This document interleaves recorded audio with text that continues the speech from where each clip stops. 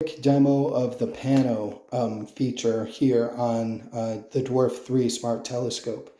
So here I'm going to touch where it says photo and move down to the Pano feature.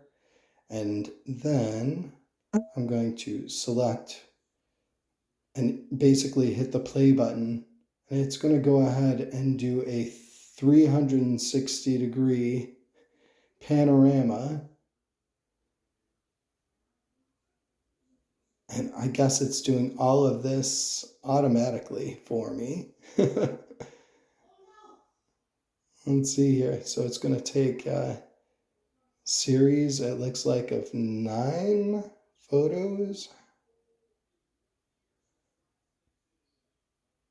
There must be some defaults here. So it looks like it did it in an S-type shape pattern with the telephoto lens in the very middle of my screen. Let's see if we can find what the result was. So here we're going to go up to the album.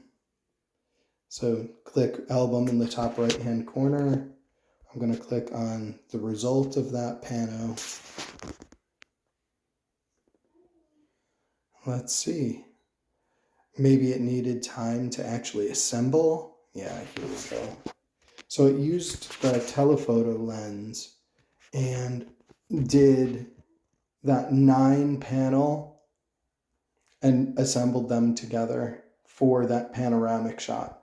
I'm going to play with the different settings to show you how to do more complicated pano type shots of more than 9 frames.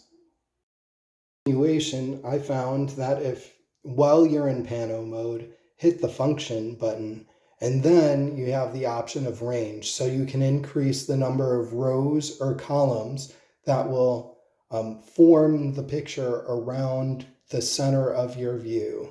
So here, if I wanted something wider, you would do more columns.